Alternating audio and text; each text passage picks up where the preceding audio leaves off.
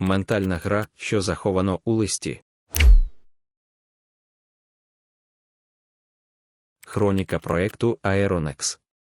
Рік перший. Кленовий старт. Офіс у центрі дзеркального мегаполісу вражає стерильністю. Білий бетон і скло. Але посеред головного залу височіє 2-метрова купа сухого листя канадського клена. Вона пахне осінню та пилом. Генеральний директор Роберт стоїть на фоні панорамних вікон. Його команда – це суміш культур.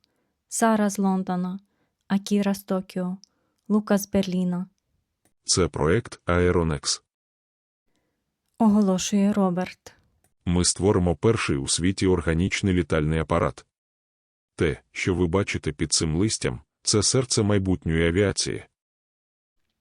Команда аплодує. Всі тримають у руках багаторазові чашки з логотипом фірми.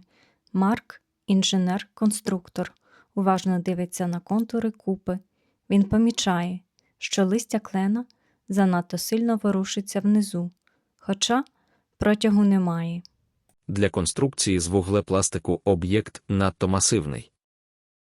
Записує він у своєму цифровому блокноті. Рік другий. Вуха серед клена. Листя клена трохи підсохло і просіло. Зверху з'явилися 2 сірих заокруглених краї, схожі на величезні шорсткі пелюстки. Дивіться на ці стабілізатори. Каже Сара під час кавабрейку. Марк підходить ближче. Він бачить на стабілізаторах мережу дрібних капілярів. Це не стабілізатори, Саро. Тихо каже він. Це вуха. Причому живі. Марку, ти завжди був скептиком. Це ж біоніка. Керівництво знає, що робить. У нас наступного місяця розширення пакету акцій. Не псуй настрій. Рік третій. Шурхіт з-під листя. Вуха виросли і стали помітно важчими. Вони тепер звисають, закриваючи частину кленового шару. Марк на загальних зборах піднімає руку. Роберте, об'єкт у центрі залу споживає 300 кг сіна на день, які ми списуємо як витратні матеріали для 3D-друку. І ці стабілізатори мають температуру 36 градусів. Це не літак. Роберт професійно посміхається. Марку, ми цінуємо твій внесок у безпеку, але ти не бачиш всієї картини. Проект Aeronex розвивається згідно з дорожньою картою. Твої сумніви – це лише страх перед невідомим.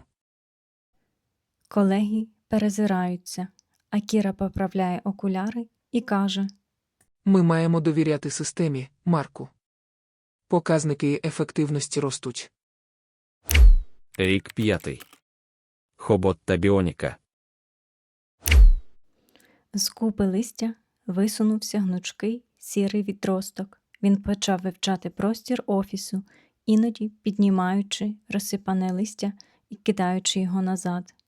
Подивіться на цей паливопровід. Захоплено каже Сара, знімаючи сторіс для соцмереж компанії. Він повністю адаптивний. Марк стоїть осторонь. Він бачить, як паливопровід почухав око, що на мить з'явилося з-під кленового листка. Це хобот. Каже Марк. Ми 5 років будуємо слона. Невже ви дійсно не бачите? Марку, твій рівень токсичності став неприйнятним. Обриває його Лукас. У нас іпотеки, у Сари дитина в приватній школі, ми всі щойно отримали річні бонуси. Нам сказали, що це літак, значить, він злетить.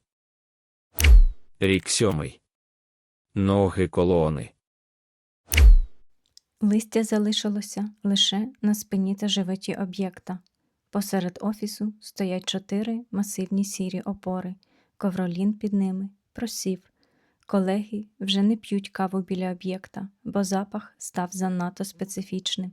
Але на щомісячних відеозв'язках вони звітують. Система стійок шасі готова до навантажень.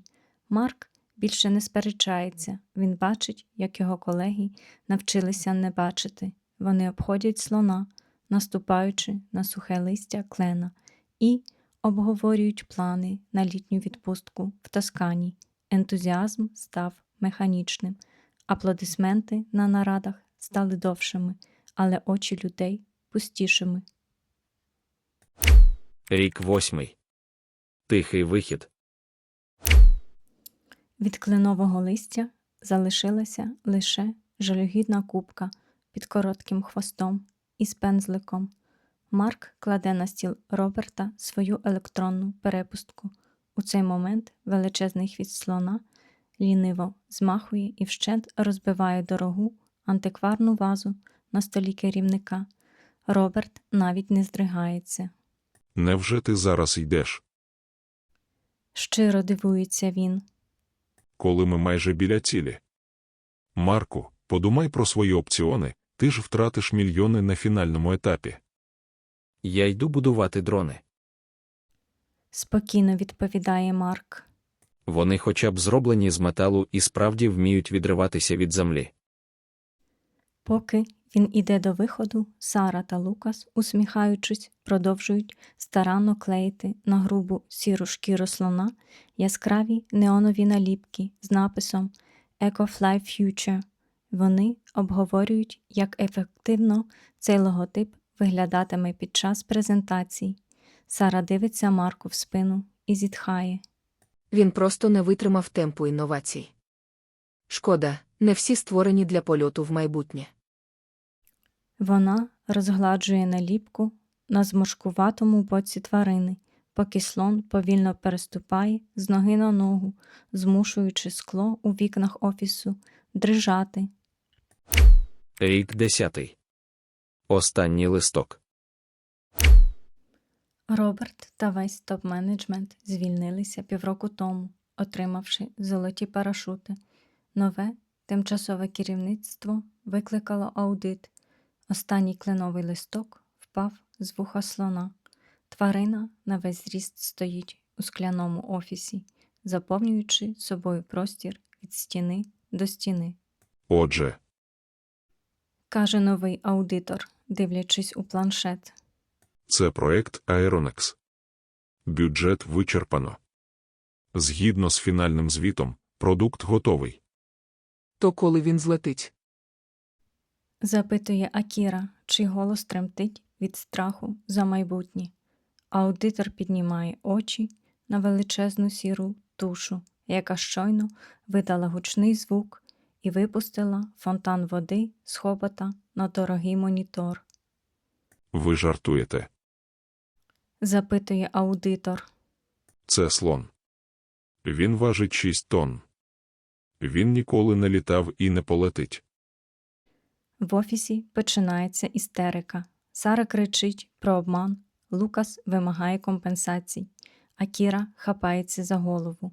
Вони всі раптом побачили слона. Вони кричать, що це неможливо, що їх зрадили, але порожній стіл Марка в кутку нагадує їм про те, що слон був там завжди, з першого кленового листка.